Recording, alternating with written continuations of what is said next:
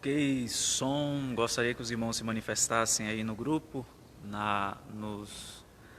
nas mensagens, informando se o som está chegando bem aí até vocês, para a gente iniciar esse culto ao Senhor. Então eu vou pedir aos irmãos que sinalizem, por favor,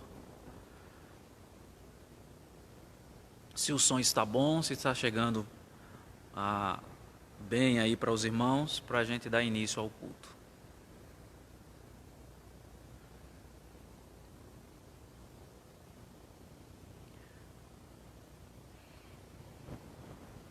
Ok, nós já vimos aqui uma mensagem que o som está chegando bem. Pedimos aos irmãos que, por favor, compartilhem nas suas redes sociais. Eu vou pedir a um irmão também que coloque no grupo da igreja, se ainda não colocou, o link aqui da página para que todos possam acompanhar. Nós vamos orar nesse instante ao Senhor. Deus, nós queremos te agradecer pela manhã desse dia de domingo, que o Senhor nos concede essa graça, o privilégio de, mesmo à distância, nos reunirmos em torno da Tua Palavra para o estudo da mesma, a fim de que sejamos melhores e te sirvamos da melhor forma possível. Te peço que o Senhor possa alcançar estes corações onde a Tua Palavra chegar neste dia e aonde esse estudo chegar. Ó Deus, pedimos que o Senhor fortaleça o Teu povo, a Tua igreja. Quero te pedir de modo especial pela Igreja Presbiteriana de Jacobina. O Senhor continue dispensando sobre os Teus servos a Tua providência, o Teu cuidado, a Tua proteção nesse tempo que estamos vivendo, ó Deus, que foi designado pelo Senhor para que as coisas acontecessem do modo como estão acontecendo. Em tudo nós te damos graças e pedimos ao Senhor que nos dê coração sábio e submisso ao Senhor para compreender a Tua Palavra e nos sujeitarmos, ó Deus, à Tua vontade. Ó Deus, edifica-nos nesta manhã, nos traz a instrução, a sabedoria, o discernimento que vem da Palavra do Senhor, para que não enveredemos por caminhos de morte, de destruição, que nós vamos ver nessa manhã no estudo da Tua Palavra. Ó Deus, nós te pedimos pela Tua igreja espalhada em toda a face da terra, em nome de Jesus. Amém. Nós vamos cantar, meus queridos irmãos, o hino de número 32, o Deus fiel. Tu és fiel, Senhor, ó Pai celeste, Teus filhos sabem que não falharás.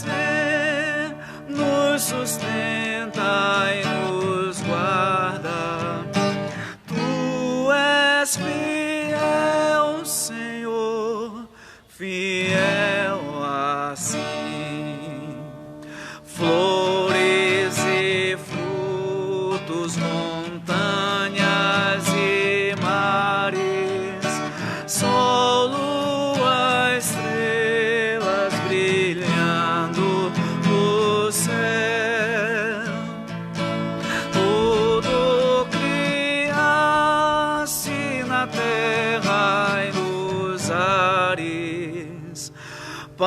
para louvar-te, Senhor, que és fiel.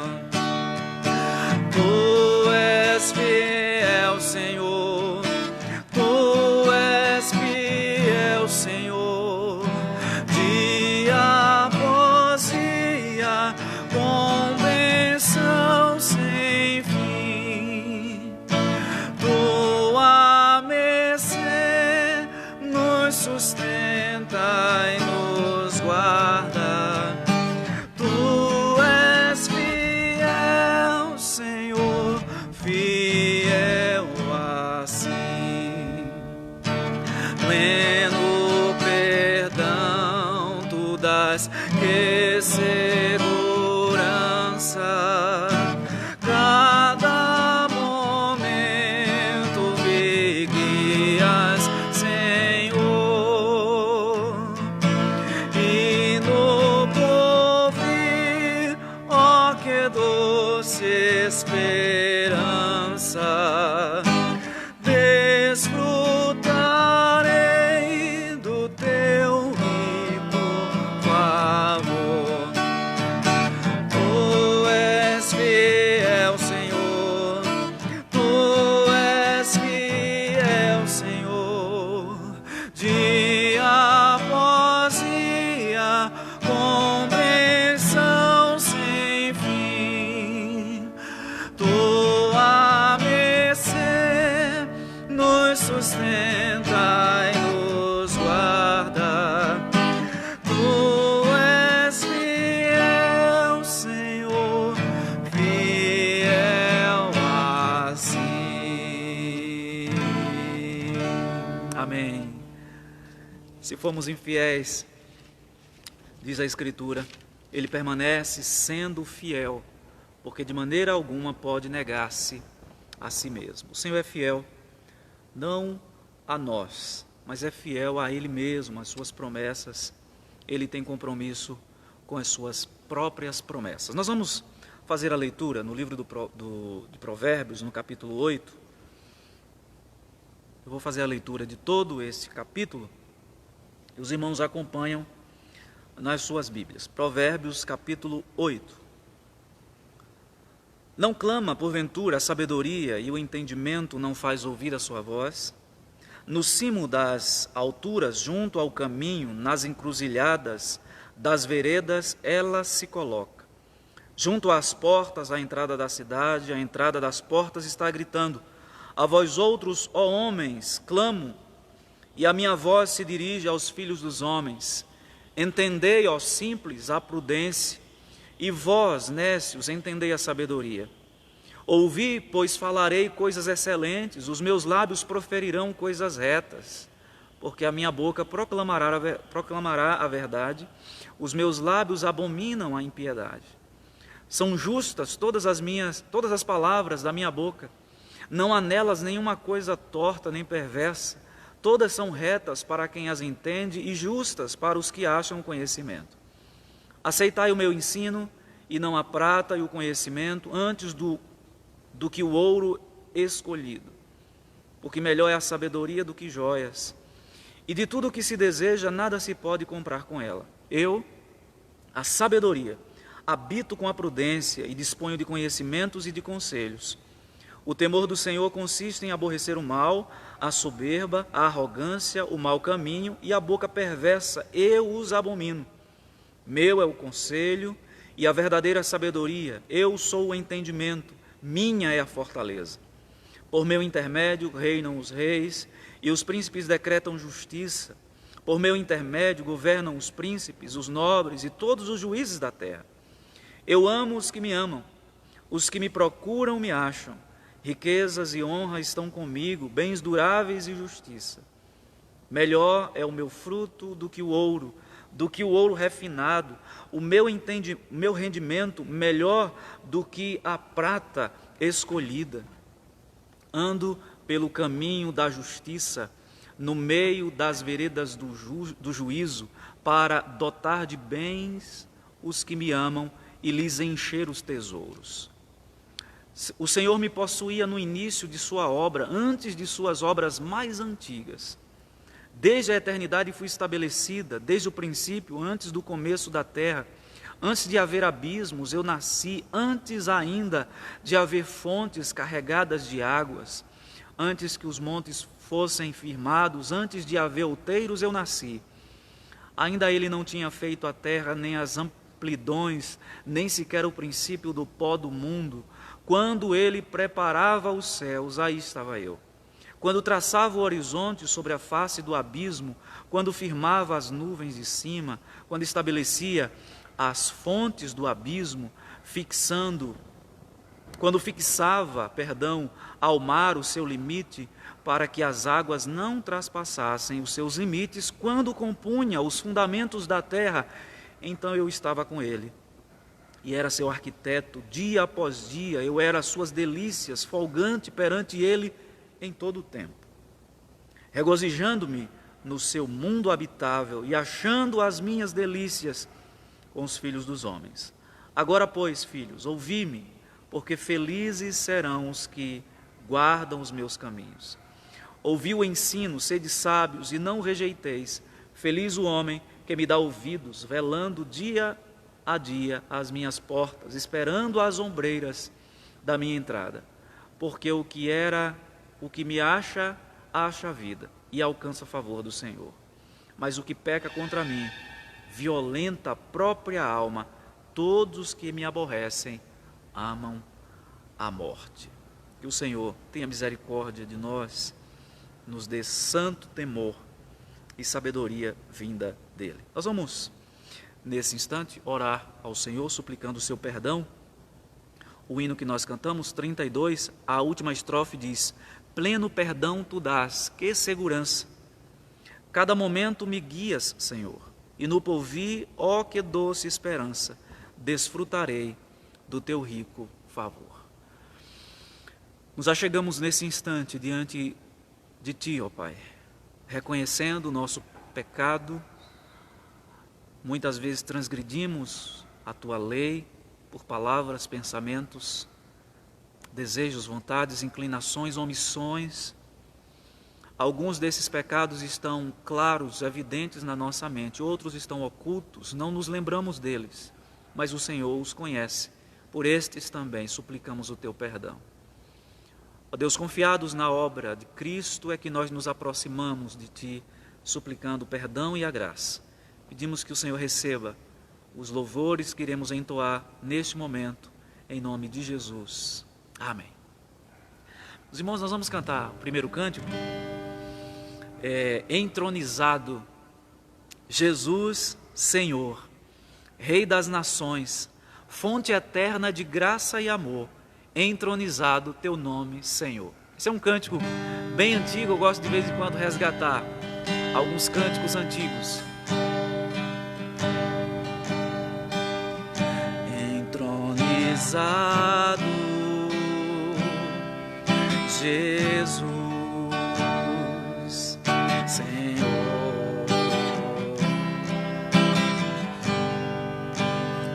Rei das nações, fonte eterna de graça e amor, entronizado teu nome, Senhor.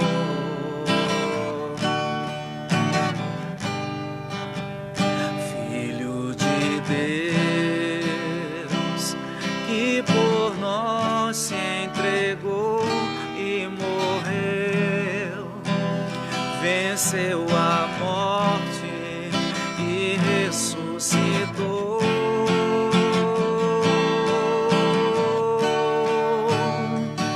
O louvor, glória e honra sejam dados a ti, Senhor.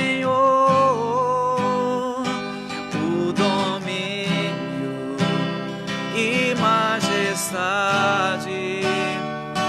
que pertencem eternamente, as nações te adorarão,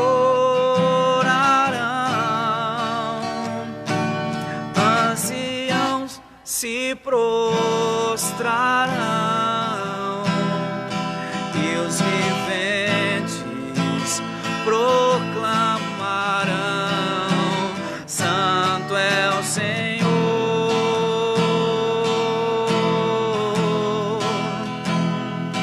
As nações se adorarão,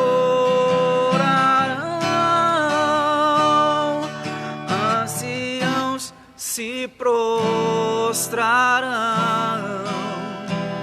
e os viventes proclamarão: Santo é o Senhor.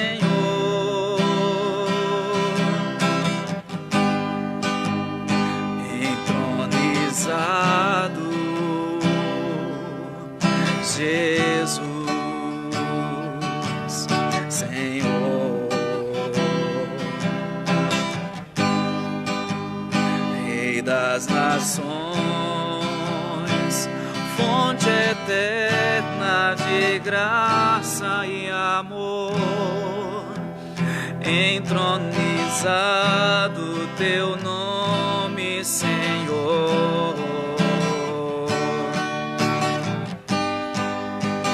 Filho de Deus, que por nós se entregou e morreu, venceu a morte e ressuscitou.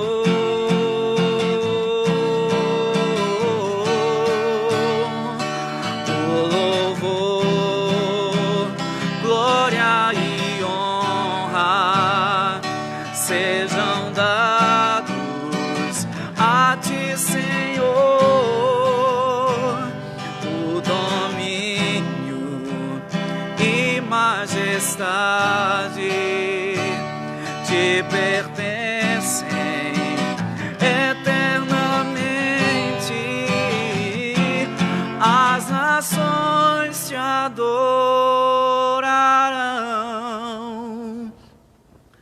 anciãos se prostrarão,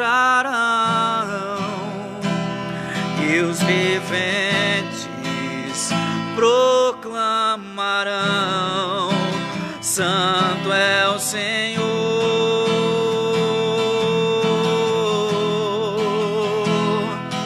As nações te adorarão, anciãos se prostrarão, e os viventes proclamarão: Santo é o Senhor, Santo é o Senhor.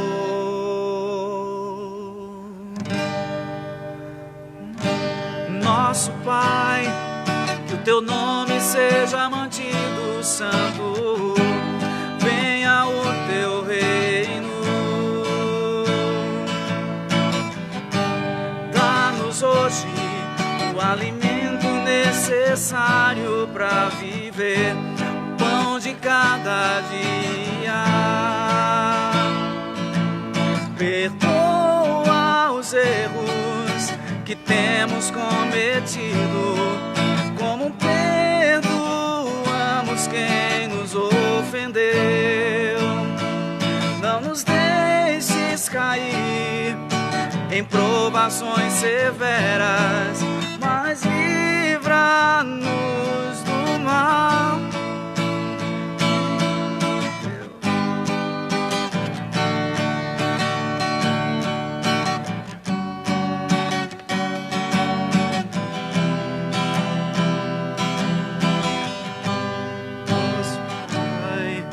Teu nome seja mantido santo, venha o teu reino. Dá-nos hoje o alimento necessário para viver, o pão de cada dia. Perdoa os erros que temos cometido, como perdoamos quem nos ofendeu. Não nos deixes cair em em provações severas, mas livra-nos do mal. Venha o teu reino, faça a tua vontade, seja assim na terra como é no céu. Venha o teu reino, faça a tua vontade, seja assim na terra como é no céu.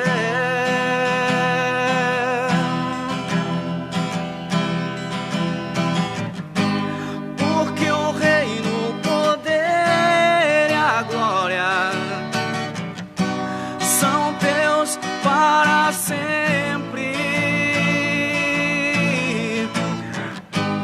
Porque o reino, o poder e a glória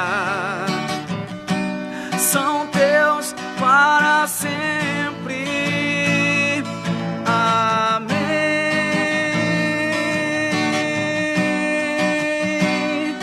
Amém.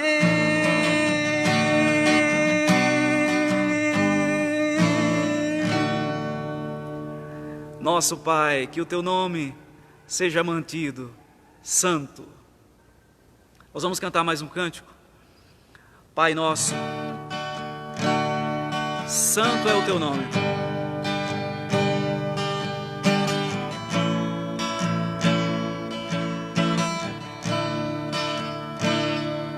Pai nosso no céu,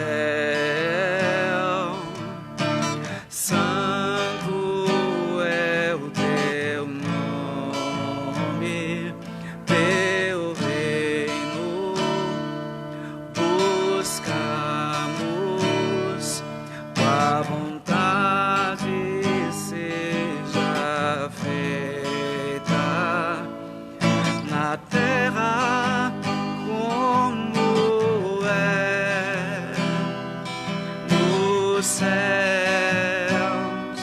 Veja o céu descer na terra como é no céu. Veja o céu descer. Deixa o céu descer. Deixa o céu descer.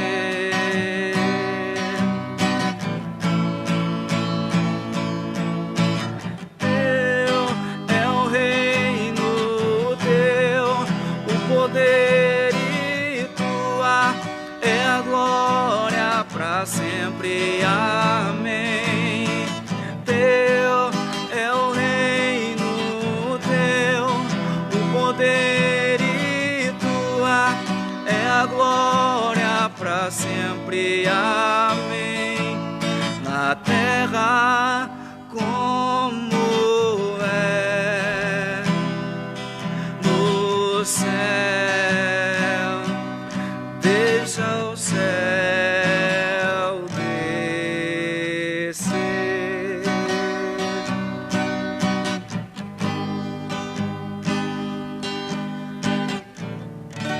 Amém. Nós vamos, nesse momento, ao estudo da Palavra de Deus.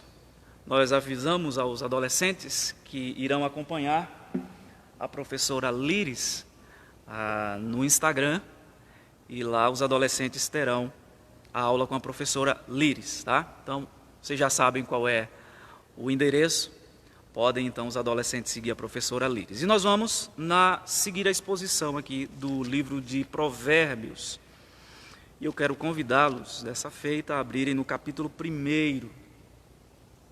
Provérbios, capítulo 1. Nós vamos seguir do verso 8 até o verso 19. A nossa exposição hoje vai se concentrar nessa parte do livro. Provérbios, capítulo 1, do verso 8 ao verso 19. Nos diz assim o texto da palavra do Senhor: Filho meu, ouve o ensino de teu pai, e não deixes a instrução de tua mãe, porque serão diadema de graça para a tua cabeça e colares para o teu pescoço. Filho meu, se os pecadores querem seduzir-te, não o consintas. Se disserem, vem conosco, embosquemo-nos para derramar sangue, espreitemos, ainda que sem motivos inocentes. Traguemo-los vivos como o abismo e inteiros como os que descem a cova. Acharemos toda sorte de bens preciosos, encheremos de despojos a nossa casa. Lança a tua sorte entre nós, teremos todos uma só bolsa. Filho meu, não te ponhas a caminho com eles, guarda das suas veredas os pés, porque os seus pés correm para o mal e se apressam a derramar sangue, pois debalde se estende a rede à vista de qualquer ave. Estes se emboscam contra o seu próprio sangue e a sua própria vida espreitam. Tal é a sorte de todo ganancioso, e este espírito de ganância tira a vida de quem o possui. Vamos orar nesse momento, pedindo a sabedoria do Senhor para a exposição da sua palavra. Deus, nós estamos diante do texto sagrado, da tua palavra, e queremos nesse momento, Senhor, receber a tua instrução, a tua orientação. Pedimos que o Senhor fale de maneira clara ao nosso coração, através do teu Espírito, e que nos submetamos às orientações, às determinações da tua palavra, para que vivamos bem, para que livremos os nossos pés da queda, da morte, da destruição. Ó Deus, que não nos enveredemos pelos caminhos dos perversos, mas que busquemos a sabedoria do Senhor e vivamos por ela. É o que te pedimos em nome de Jesus. Amém. Meus irmãos, nós trouxemos aqui a semana passada algumas informações que eu gostaria de rapidamente recordar com vocês. Nós vimos que os versículos de 1 a 7 descrevem para nós o propósito dos provérbios, qual a razão deles existirem na Escritura, do verso 1 ao verso 6, e no verso 7 nós temos aí o tema do livro. O tema do livro é: o temor do Senhor é o princípio do saber. E vimos que alguns propósitos do livro de Provérbios é nos ensinar a sabedoria, para que a gente viva de maneira correta, conforme a vontade do Senhor e no âmbito das nossas relações com as pessoas aqui neste mundo. Nós vimos que um outro propósito do livro dos Provérbios, melhor dizendo, é nos ensinar a discernir as coisas, né? Num mundo cheio de ideias, de visões diferentes de mundo, de cosmovisões, de filosofias, como a gente pode discernir, separar aquilo que é correto daquilo que não é. Então, o livro de Provérbios tem esse propósito de nos dar discernimento, que é a capacidade de perceber o erro e rejeitá-lo, descartá-lo. Nós vimos que no Novo Testamento, a linguagem que os apóstolos usam, especialmente o apóstolo João, na sua carta, no capítulo 2, é a unção do Espírito. Então, unção do Espírito é o discernimento que aquele que tem o Espírito Santo, recebe para perceber, para discernir a verdade daquilo que é mentira. Nós vimos que um outro propósito do livro de Provérbios, está aí no verso 4, é dar sabedoria aos inexperientes, aquelas pessoas que estão iniciando a vida e que não têm conhecimento dos perigos que estão pela frente, estão iniciando a sua jornada, os jovens, especialmente o livro de Provérbios, inclusive nos versos 4 a 5, aponta nesse sentido. O jovem, aquele que não tem experiência, lendo o livro de Provérbios você encontra várias orientações, ensinamentos claros e objetivos para todas as áreas da nossa vida. E por fim, nós vimos que o tema deste livro é que o temor a Deus é o princípio do saber. A sabedoria consiste em temer a Deus, porque quando eu temo a Deus, eu me submeto aos seus mandamentos, eu o amo. e me submetendo aos seus mandamentos, eu vou demonstrar sabedoria na prática. Então, para ser sábio, em primeiro lugar, primeiro ponto, você precisa temer a Deus, se submetendo aos seus mandamentos, às suas prescrições. E aí a segunda parte do verso 7 diz que os loucos desprezam a sabedoria e o ensino. A partir do versículo 8, até o capítulo 9, capítulo 1, versículo 8, até o capítulo 9, versículo 18, nós temos aí essa sabedoria sendo aplicada na prática. E aí o escritor de Provérbios, nós vimos que é Salomão, ele usa essa analogia do pai ensinando ao filho, orientando o filho como ele deve proceder. Então, do verso 8, do capítulo 1, até o capítulo 9, versículo 18, Salomão vai falar de maneira prática como essa sabedoria pode ser experimentada, quais são os caminhos que nós devemos evitar para não cair em perigo e em destruição. Portanto, eu entendo que, a partir do versículo 8, Salomão está nos fazendo um convite para que enveredemos pelo caminho da sabedoria. O verso 7, como nós vimos, diz que Salomão apresenta dois caminhos ali. O primeiro é o caminho dos sábios, que está fundamentado no temor a Deus. O segundo caminho é o caminho do tolo. Esses dois caminhos se apresentam diante de todo ser humano. Todas as pessoas têm diante de si esses dois caminhos.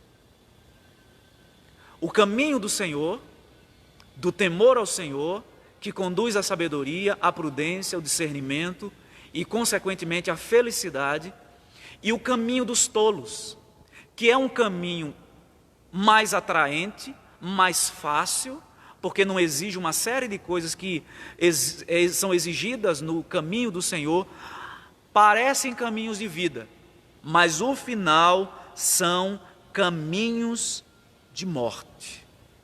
Então, é preciso que a gente tenha em mente esses ensinamentos. Então, dividindo aqui toda essa sessão, capítulo 1, verso 8, até o capítulo 9, versículo 18, nós temos aí, capítulo 1, verso 8, até o capítulo 7, versículo 27, um pai, e aparece aqui também a figura da mãe, exortando um filho a buscar a sabedoria, e advertindo o filho sobre os perigos de seguir o caminho oposto, o caminho dos tolos. E aí você vê o exemplo aí no capítulo 6, do verso 1 ao verso 19.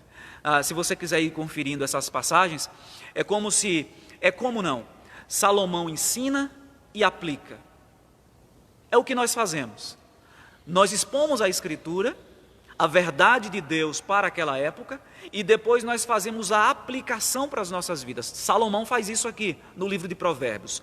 Do versículo 8, do capítulo 1, até o capítulo 7, versículo 27, ele vai exortar, mostrando a figura do pai e da mãe, exortando o filho a seguir o caminho da sabedoria e as consequências de não segui-lo. No capítulo 8, que é o texto que nós lemos, Salomão nos apresenta a sabedoria personificada, aí na figura de uma mulher. A sabedoria se apresenta aí como se fosse uma mulher. Nós vamos ver mais à frente, na exposição desse capítulo, que isso aqui é uma figura do próprio Cristo.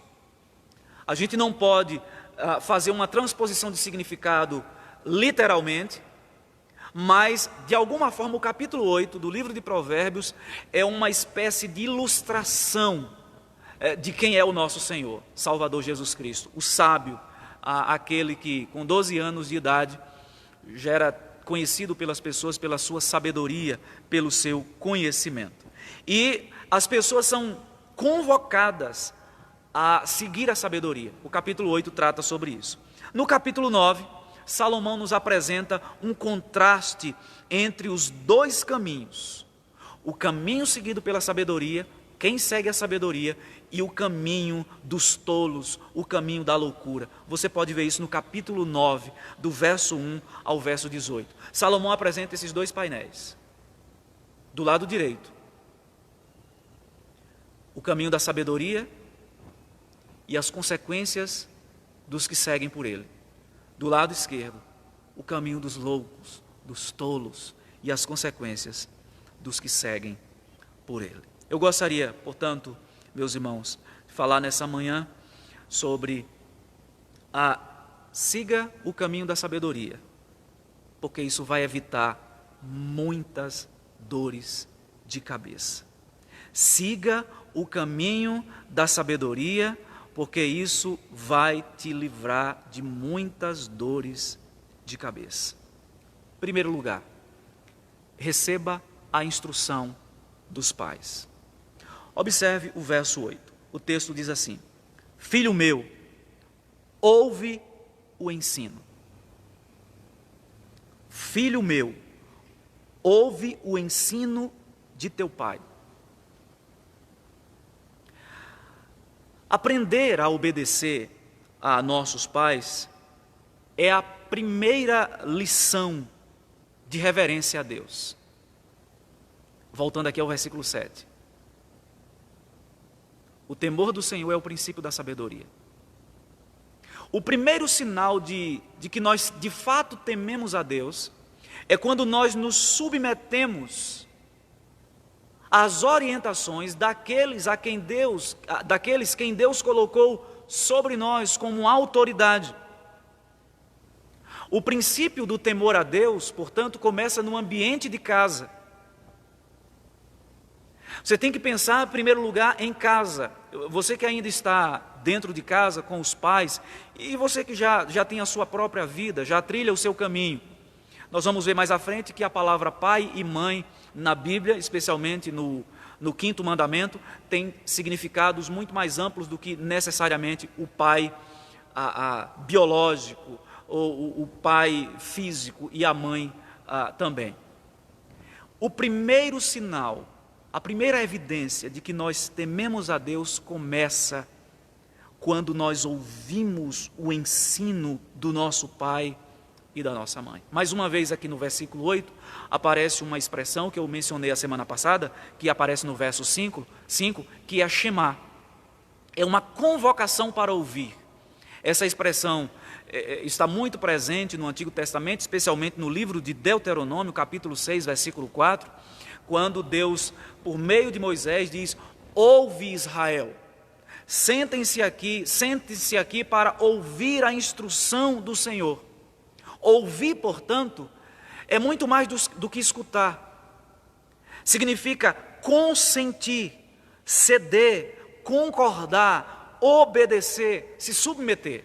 Essas são algumas das definições que nós encontramos nos dicionários exegéticos, especialmente um dicionário muito conhecido, é o BDB, ele é muito usado nesse sentido.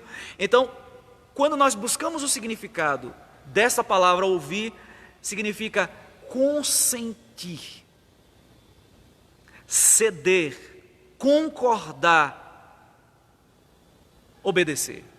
Portanto, o que Salomão está dizendo aqui é que a relação entre filho e pai, no que diz respeito ao ensino, não quer dizer que o filho tem a opção de ouvir, de obedecer ou não. É uma ordem.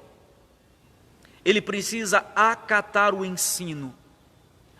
Ensino aqui diz respeito às orientações que os filhos recebem dos pais para viver de maneira responsável e feliz aqui neste mundo.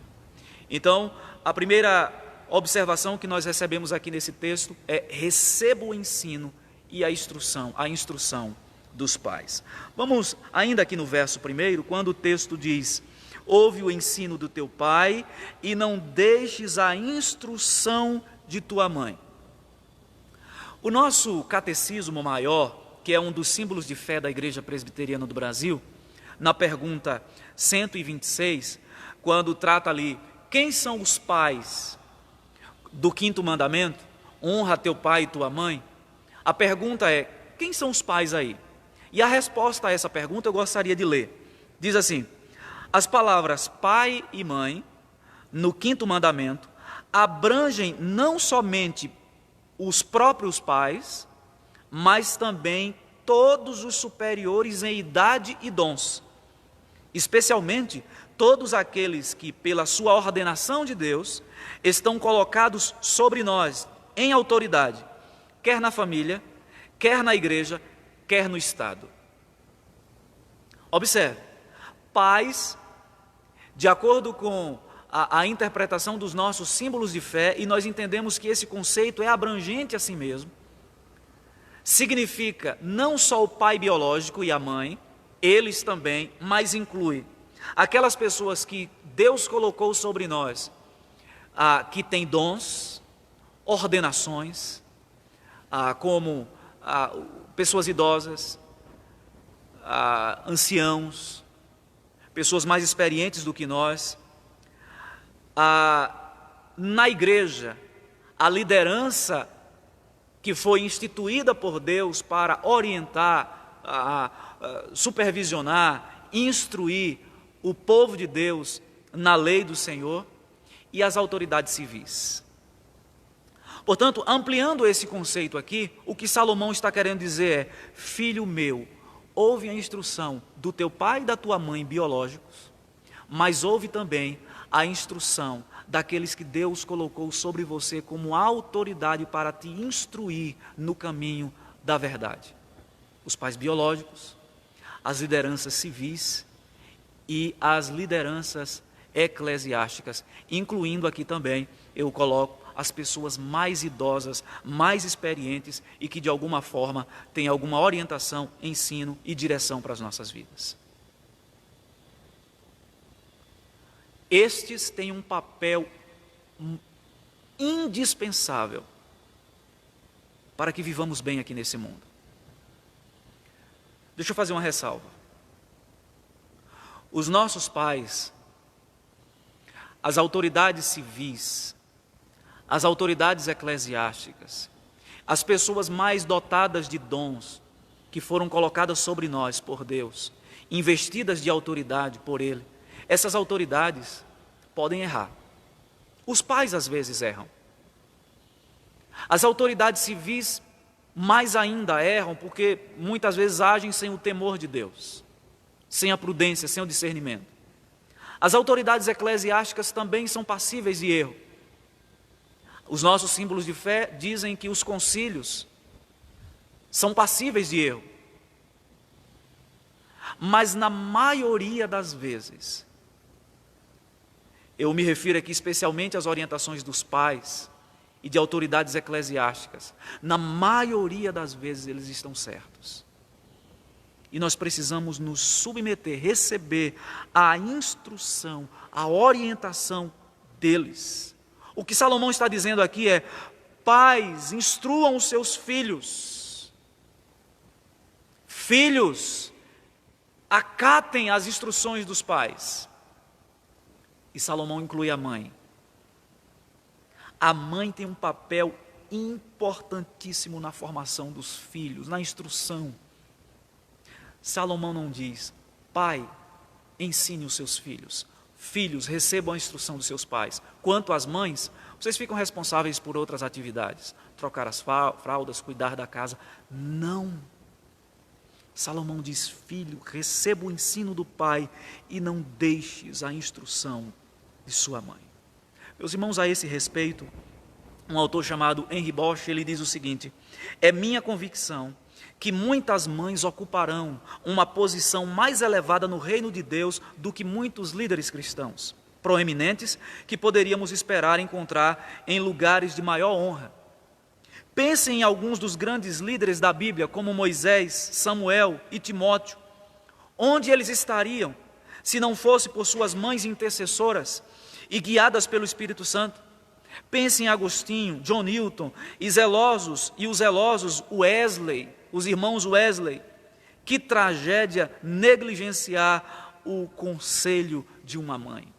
Salomão entende aqui que pai e mãe exercem um papel importante e os filhos, portanto, devem se submeter a eles. John Piper, comentando sobre isso, ele diz assim: Deus ordenou que a família não apenas enchesse a terra, mas que enchesse a terra de pessoas instruídas e ensinadas nos seus mandamentos.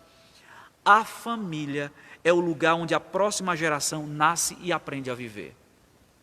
A família é o lugar onde a próxima geração nasce e aprende a viver. Não é à toa que Satanás tenta destruir a família. Esse é, por assim dizer, o calcanhar de Aquiles de qualquer filosofia política, filosófica, econômica, religiosa. O calcanhar de Aquiles de qualquer dessas filosofias, quando elas tentam subverter uma ordem, é a família. A família é uma fronteira.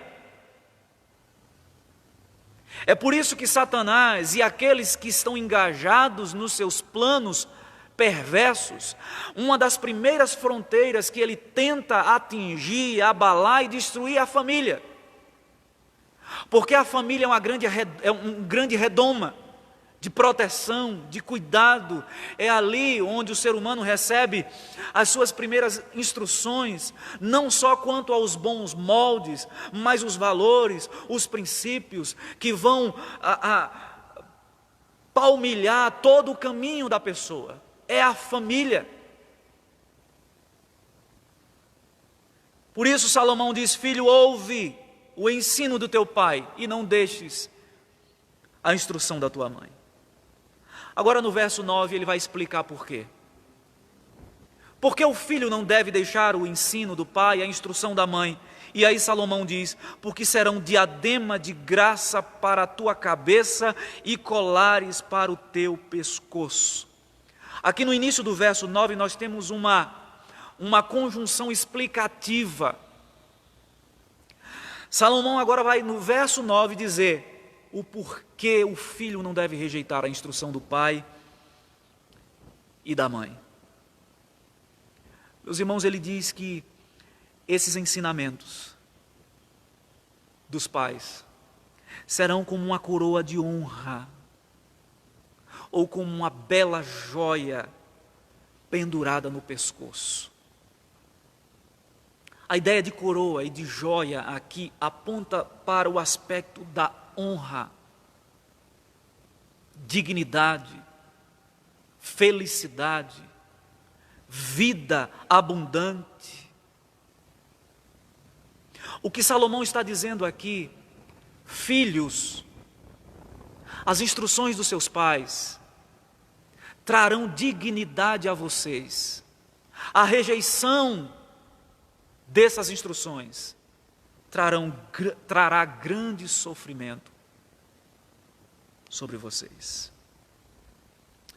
Um autor chamado John Phillips, comentando o verso 9, ele diz o seguinte: a referência em Provérbios 1:9 do ensino como colar para o pescoço refere-se à atitude de submissão, ou seja, o pescoço que se curva à autoridade do pai e da mãe, que contrasta com o pescoço rígido, símbolo do orgulho e da rebelião. Eu vou ler novamente essa frase.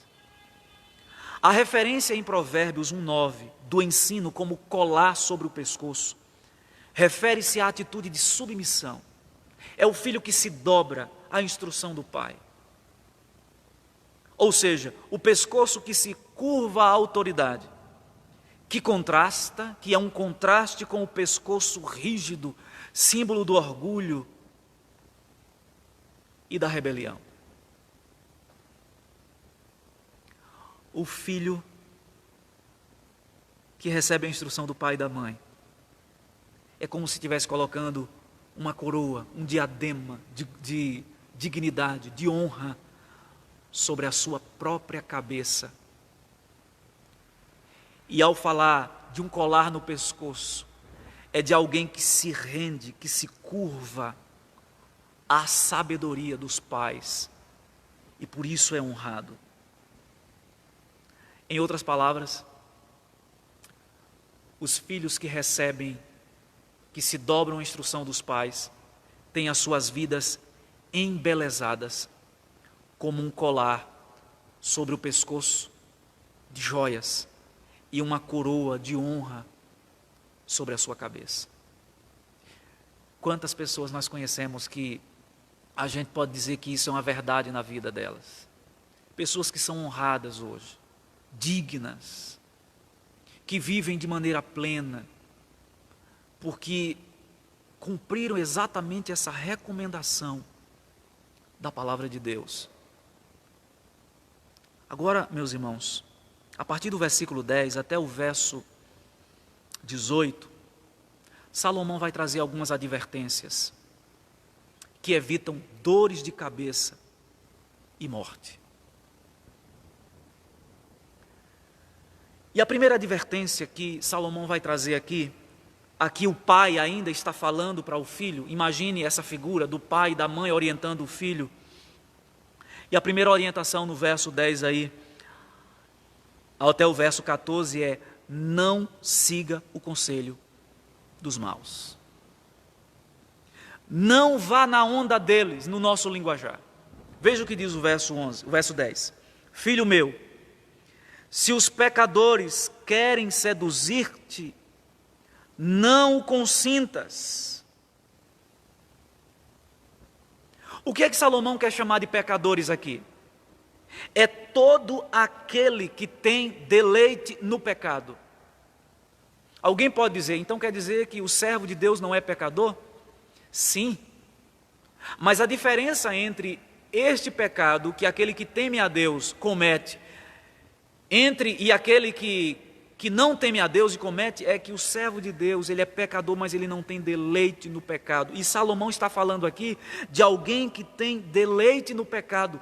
Então, não só deleite para ele praticar, mas seduzir outros. É isso que aparece aqui. O texto diz seduzir-te. A palavra seduzir aqui significa enganar, persuadir. É induzir uma pessoa ao erro. É atrair o outro de maneira astuta, intencional. Indica aqui, meus irmãos, alguém mais experiente, esse é o sentido, que conhece a vida, que tem experiência na prática do mal, seduzindo o outro, jovem, inexperiente. Daí a importância do conhecimento da palavra de Deus, para não ser seduzido pelos pecadores, pelos malfeitores. Quantas pessoas que seduzem outras hoje para a prática do mal. E num primeiro momento aquilo parece bom, parece atraente, parece vantajoso, mas o desfecho é terrível. E Salomão diz, o pai aqui, filho meu, se os pecadores querem seduzir-te, não o consintas, não aceite, não ceda à tentação, não ceda ao convite, não entregue a sua vontade a ninguém, esteja disposto a resistir. A palavra seduzir aqui, ela tem o mesmo sentido que nós encontramos no livro de Apocalipse, quando João fala a respeito de Satanás, que é o sedutor,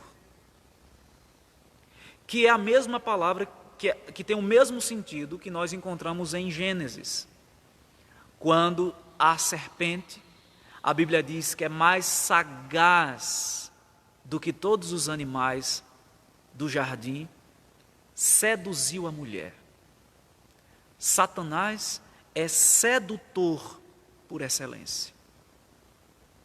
E para que você não caia nas seduções de Satanás, você precisa estar alicerçado na palavra de Deus, recebendo os ensinamentos e acatando dos seus pais. Pais, aqui ampliando o conceito, das pessoas mais velhas, dos idosos. Eu já mencionei isso aqui na igreja. Eu sou novo, não vou falar a minha idade, mas eu ainda me lembro dessa prática. Quando a gente ia para a casa de alguém, eu, meus irmãos, ou enfim, naquela época era uma prática comum. As mães recomendavam a mãe do menino, para a casa onde estava indo o seu filho, se fizer alguma coisa pode reclamar. E de uma época mais remota, pode até disciplinar. Hoje em dia, a juventude às vezes tende a tratar com desprezo os mais velhos. Pai e mãe aqui, no conceito bíblico, abrange essas pessoas também. As autoridades eclesiásticas, a falta de respeito. Eu não estou dizendo que não deva se confrontar os erros, os desvios de conduta, de doutrina, mas o respeito não pode faltar. As autoridades civis, estamos vivendo aí um momento extremamente delicado, e não é porque eu não concordo, ou não venha concordar com o pensamento do outro, que eu vou a desrespeitar. Filho meu, ouve o ensino do teu pai, porque serão diademas de graça sobre a tua cabeça. Se os pecadores querem seduzir-te, não consintas. Sabe por quê? Porque esses pecadores aqui, eles têm algumas intenções. Eu gostaria de destacar algumas delas. A primeira delas é emboscar e espreitar o inocente. Veja o que diz o verso 11. Se disserem, o pai continua, se disserem, vem conosco, embosquemo-nos para derramar sangue, espreitemos, ainda que sem motivo, os inocentes. Aqui, para reforçar a cautela do versículo 10, filho meu, se os pecadores querem seduzir-te, não consintas, o autor aqui, ele representa os pensamentos do pai e os pensamentos dos pecadores, mostrando as intenções deles. Se disserem, vem conosco, vamos formar aqui uma turma, vamos fazer um conluio aqui, embosquemo-nos para derramar sangue, significa, vamos nos esconder, vamos ficar espreitando. A ideia aqui é de um animal que fica escondido, armado com o bote para poder pegar. Esses homens perversos, eles ficam na espreita, querendo derramar sangue de inocente. Os animais peçonhentos costumam fazer isso. As serpentes, elas ficam intocadas, esperando para dar o bote. Esse é o sentido. Esses pecadores, esses perversos, eles estão ali maquinando o mal, emboscando, escondidos, espreitados, para atacar no momento certo. A palavra espreitar, ainda que sem motivo, significa literalmente esconder para dar o golpe, para dar o bote. Isso não é muito difícil de perceber, né? Nos mais diversos lugares, a gente vê pessoas emboscando e espreitando inocentes. E você vê isso nas mais diversas relações. No ambiente religioso,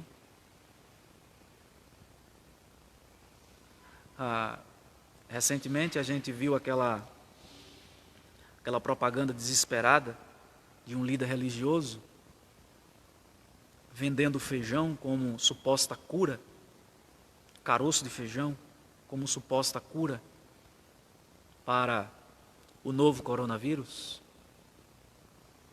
São líderes que estão espreitando as suas presas. Você pega no ambiente político, da mesma forma, pessoas que ficam na espreita para alcançar os seus objetivos. Mas há uma terceira proposta, uma segunda proposta aqui desses pecadores. Além de emboscar, o objetivo deles é despojar o inocente. Veja o que diz o verso de número 12. Traguemo-los vivos como o abismo, e inteiros como os que descem a cova. O reverendo MacArthur, ele diz o seguinte: os iníquos planejam uma trama de engano, na qual os inocentes são capturados e vitimados como alguém que é levado para a própria morte. Quando eles dizem, traguemo-los vivos como o abismo e inteiros como os que descem a cova. E diz mais no verso 13, acharemos toda sorte de bens. Daqui a ideia de despojar, de tirar o que a pessoa tem. Encheremos de despojos a nossa casa. A tradução, Nova Versão Internacional, a NVI, traduz o verso 13 da seguinte forma: acharemos todo tipo de objetos valiosos e encheremos as nossas casas com o que roubarmos. Esse versículo aqui, o 13, ele vai um pouco à frente, ele dá um passo à frente. O lucro do crime. Nós vamos encher as nossas casas. Os despojos aqui são as riquezas tomadas do simples, daquele que é inocente. E ele diz, nós vamos encher as nossas casas de riquezas, enriquecer à custa dos outros, à custa dos bens dos outros. E diz mais, verso 14, lança tua sorte entre nós, teremos todos uma só bolsa. A NVI traduz o verso 14 da seguinte forma, junte-se ao nosso bando, dividiremos em partes iguais tudo o que conseguirmos. Junte-se ao nosso bando, dividiremos em partes iguais tudo o que conseguirmos. Isso nos faz lembrar algumas coisas. Enriquecimento ilícito. Se apropriar daquilo que é do outro, que foi alcançado com suor, com luta, com trabalho. Se apropriar disso e dividir igualitariamente o produto, fruto do suor do outro. Os irmãos, isso tem tantas aplicações. Eu acredito que isso nos faça lembrar algumas filosofias político, econômico e ideológico que pensam exatamente dessa forma. Isso nos faz lembrar das corrupções existentes em toda parte, inclusive no ambiente religioso. Líderes que se enriquecem à custa dos outros, que levam vantagem, que sempre dão um jeitinho de tirar do outro, de espoliar. Esse é o objetivo dos perversos, despojar o inocente. No verso 15, vem uma nova recomendação dos pais, ou das autoridades. Aqui, pai e mãe e qualquer coisa que os represente. Diz assim, filho meu, não te ponhas a caminho com eles. Guarda das suas veredas os pés. A Nova Versão Internacional traduz esse versículo da seguinte forma: meu filho, não vá pela vereda dessa gente, afaste os pés do caminho que eles seguem. Eu coloquei isso aqui com uma frase para uma melhor compreensão: não se junte com eles, porque você vai se dar mal. Depois do pai expor ao filho quais são as intenções desses homens perversos, ele agora mostra as consequências.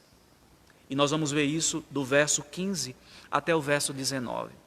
Quais são as consequências de andar com estas pessoas? A primeira coisa que o pai diz aqui é: rejeite. Não ande pelo caminho deles. A palavra caminho aqui vem num sentido figurado e significa: não tenha o modo de vida deles. Não vivam como eles, não tenham o mesmo procedimento. Não ande com esse tipo de gente, porque você vai se dar mal.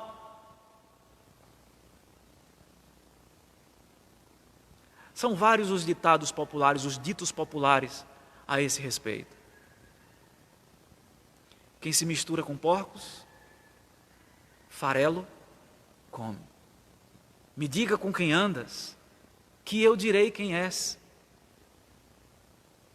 Mas o princípio bíblico, meus irmãos, está no Salmo, capítulo 1, versículo 1. Bem-aventurado o homem que não anda no conselho dos ímpios, não se detém no caminho dos pecadores, nem se assenta na roda dos escarnecedores. O que Salomão está dizendo aqui, isso se reflete posteriormente na Escritura, também com o próprio Jesus, mas especialmente nos Salmos. Não andem com essas pessoas. As más conversações corrompem os bons costumes. As más companhias corrompem os bons costumes. Cuidado com quem você anda.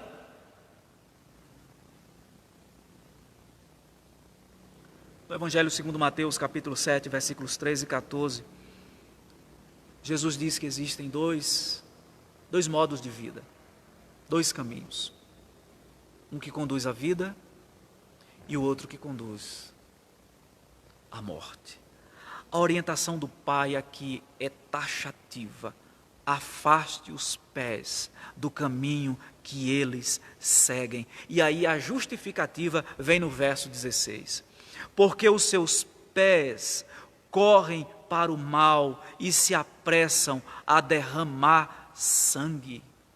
A NVI, a Nova Versão Internacional, traduz o verso 16 da seguinte forma: pois os pés deles correm para fazer o mal, estão sempre prontos para derramar sangue.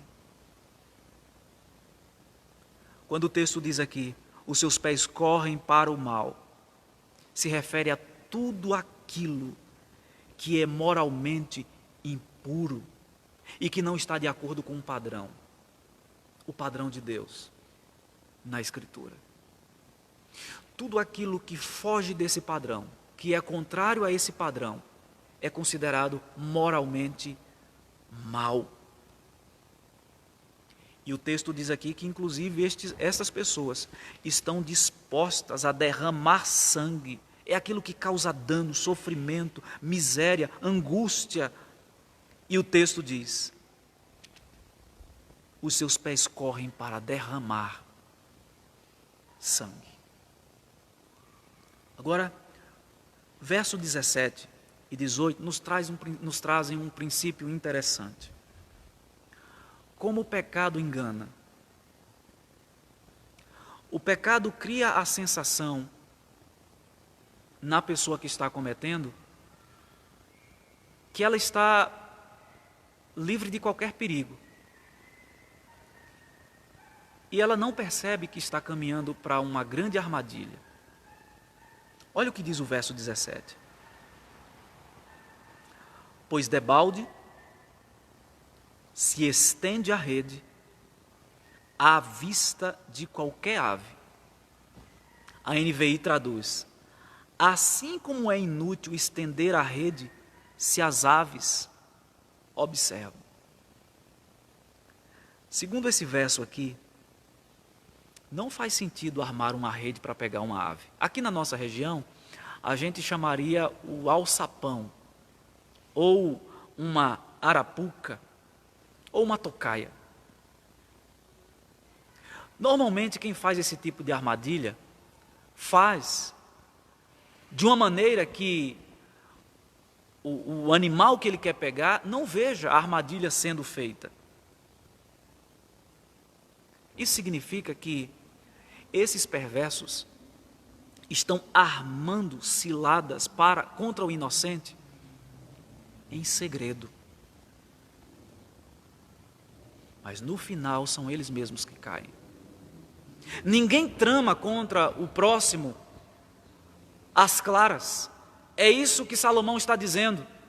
Debalde se estende a rede à vista da ave.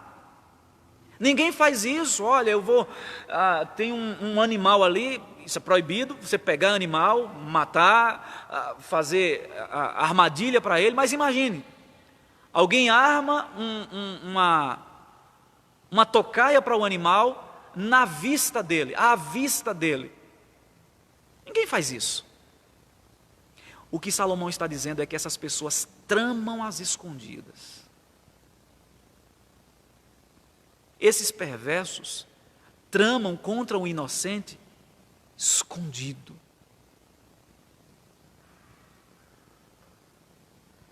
Agora o verso 18 diz que estes homens não percebem que eles estão fazendo a tocaia, armando a rede contra a própria vida.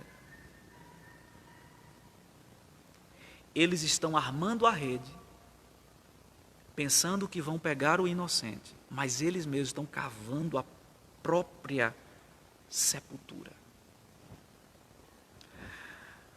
Enquanto eu estava preparando esse estudo, meus irmãos, me veio à mente, antes de usar esse exemplo, uma outra interpretação para esse verso, o verso de número 17, é que os perversos são tão gananciosos que ignoram as suas próprias armadilhas e caem nelas.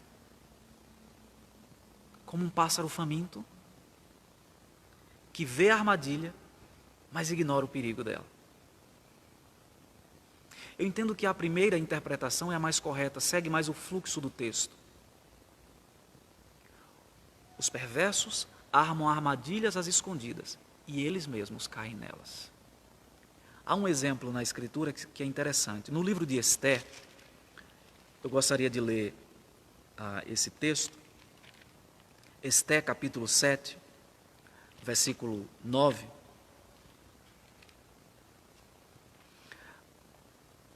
Esse texto nos conta a história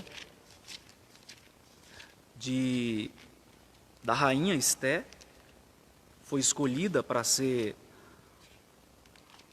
a rainha de Assuero. E um sujeito chamado Amã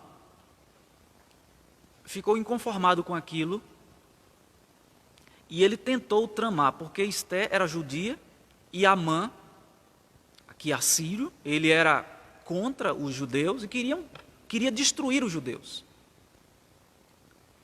E ele então descobriu que o tio de Esther, Mordecai, estava na cidade e ele então orientou o rei a fazer uma forca para matar todos os judeus. E a forca foi construída. Agora, olha o que acontece no capítulo 7, versículo 9. O rei Assuero descobre a trama de Amã, que ele estava tramando contra o próprio rei, e numa determinada ocasião, ele se desequilibra e cai em cima da rainha Esther, e o rei ficou furioso, achando que ele tinha de alguma forma assediado a rainha, e aí ele então manda matar Amã. Verso 9 do capítulo 7 de Esther. Então disse Harbona, um dos eunucos que serviram ao rei: eis que existe junto à casa de Amã a forca de 50 côvados de altura que ele preparou para Mordecai, que falara em defesa do rei. Então disse o rei: enforcai-o nela. Enforcaram, pois, Amã na forca que ele tinha preparado para Mordecai. Então o furor do rei se aplacou. Eu entendo que essa passagem aqui ilustra o que Salomão está falando aqui no versículo 9 do capítulo 7 de Esther. Os ímpios que armam cilada contra o seu próximo, às escondidas, que trama contra ele, essa mesma trama se voltará contra o próprio perverso. Quantos exemplos, meus queridos, nós temos nesse sentido? De pessoas que armam ciladas contra os seus semelhantes e elas mesmas acabam se enrolando nas suas mentiras, nas suas tramas, e elas caem nas suas próprias armadilhas. Por fim, Salomão conclui dizendo assim: tal é a sorte de todo ganancioso, e este espírito de ganância tira a vida de quem o possui. A Nova Versão Internacional traduz o verso 19 assim: tal é o caminho de todos os gananciosos. Quem assim procede, se destrói. E aqui eu gostaria de citar uma outra ilustração bíblica para essa passagem aqui. Vocês devem se lembrar da Jezabel e do rei Acabe e de Nabote. Essa passagem se encontra em 1 Reis, capítulo 21, do verso 1 ao verso 16, depois você pode ler essa passagem. Tinha um sujeito na época de Israel em que Acabe era rei, ele tinha uma vinha muito bonita, o nome dele era Nabote. Jezabel, que era a esposa de Acabe, uma mulher perversa, maligna, viu a vinha de Nabote e desejou tê-la. Eu gostaria de ter essa vinha. Achei bonita e gostaria de tê-la. Foi a Nabote e disse: me vende essa vinha. Nabote disse: não, eu não vendo. Eu não tenho interesse em vendê-la. É minha vinha. Jezabel ficou alguns dias tristes. Acabe percebeu, perguntou e ela disse: olha, a vinha de Nabote, eu gostaria de tê-la, mas ele não quer me vender. E começou a tramar contra Nabote. A Bíblia diz que ela contratou algumas pessoas para testemunhar contra Nabote. No tribunal, essas testemunhas foram subornadas para mentirem contra Nabote. E Nabote foi morto. Acabe mandou matar Nabote. E numa determinada ocasião, está lá Acabe e Jezabel curtindo a vinha que haviam tomado de Nabote. E no capítulo 21, versículos 17 a 19, olha só o que o texto diz. 1 Reis, capítulo 21, do verso 17 ao verso 19. Então veio a palavra do Senhor a Elias, o tesbita, dizendo: dispõe-te, desce para encontrar-te com Acabe, rei de Israel, que habita em Samaria. Eis que está na vinha de Nabote, aonde desceu para tomar posse dela. Falar-lhe-ás, dizendo: assim diz o Senhor, mataste e ainda por cima tomaste a herança? Dir-lhe-ás mais: assim diz o Senhor, no lugar em que os cães lamberam o sangue de Nabote, cães lamberão o teu sangue, o teu mesmo. E aí, se você continuar lendo a história, você vai ver que a trama de Nabote, a trama de Acabe e de Jezabel contra Nabote, virou contra eles mesmos. Deus é o vingador daqueles que agem injustamente com o seu próximo e toma o que lhe pertence de maneira desonesta. O que Salomão está dizendo aqui é: todo ganancioso, todo aquele que trilha o caminho da perversidade, atenta contra a sua própria vida. Meus irmãos, essas palavras de orientação do Senhor para as nossas vidas, nós devemos recebê-la como de fato é palavra de Deus para o nosso bem. O objetivo dessas palavras não é incutir medo no nosso coração, mas livrar os nossos pés da queda. Não ande na companhia de pessoas que não têm o temor de Deus e que tramam o mal contra o seu semelhante. Siga as orientações do Senhor.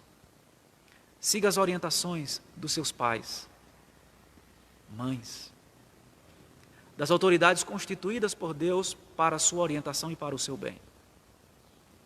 Uma palavra aqui para os filhos, jovem, adolescente, você que inclusive já saiu de casa e que Deus colocou outras autoridades sobre você. Não negligenciem os bons ensinos. Filhos, seguindo as orientações dos pais, o ensino do pai, não rejeitando a instrução da mãe, isso vai cair sobre você como um diadema sobre a cabeça e um colar sobre o pescoço. Honra. Neste mundo já, não são poucos os filhos que rejeitam a instrução dos seus pais e de pessoas que Deus colocou sobre eles e se dão muito mal na vida. Seja obediente. O exemplo maior que nós temos de alguém que se submeteu à instrução, à orientação do Pai é o nosso próprio Senhor Jesus. Ele veio a esse mundo, cumpriu perfeitamente a incumbência, as ordenanças, o plano que o Pai estabeleceu para ele. E o escritor aos Hebreus diz que ele foi obediente até a morte e morte de cruz. Nos momentos mais difíceis e angustiosos da vida de nosso Senhor, quando ele estava no jardim, Getsêmani, bastante angustiado por causa do sofrimento que viria pela frente, ele ora ao Pai, dizendo: Pai, se possível, passa de mim este cálice, meu Pai, mas que não seja feita a minha vontade, que seja feita a vontade do Senhor. Se você quer ter vida plena neste mundo, se submeta aos ensinos dos pais e não rejeite a instrução da sua mãe. Que o Senhor, gracioso, possa continuar nos fortalecendo e firmando os nossos passos nas veredas da justiça. Amém. Nós vamos orar nesse momento, encerrando esse estudo, o estudo da Palavra de Deus na manhã desse domingo. Deus, nós te agradecemos pela oportunidade, pelo privilégio que o Senhor mesmo nos concedeu do estudo da Tua Palavra. O temor do Senhor é o princípio da sabedoria.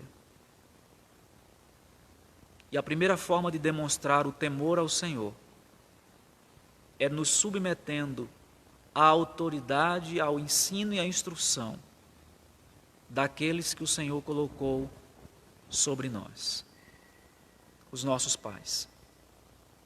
Não só os nossos pais físicos, mas aquelas pessoas que o Senhor deu dons, vocações, idade, experiência, e as colocou sobre nós para o nosso próprio bem, para a nossa instrução, tal como pessoas mais idosas, as lideranças eclesiásticas, as lideranças civis. Ó Deus, coloca santo temor em nosso coração, que não enveredemos pelo caminho dos perversos, mas pelo caminho do justo. Em nome de Jesus. Amém. Nós queremos agradecer a você que nos acompanhou aqui no estudo. Queremos convidá-lo também para participar conosco à noite, às 19h30. Nós faremos a transmissão aqui na página da Igreja Presbiteriana de Jacobina.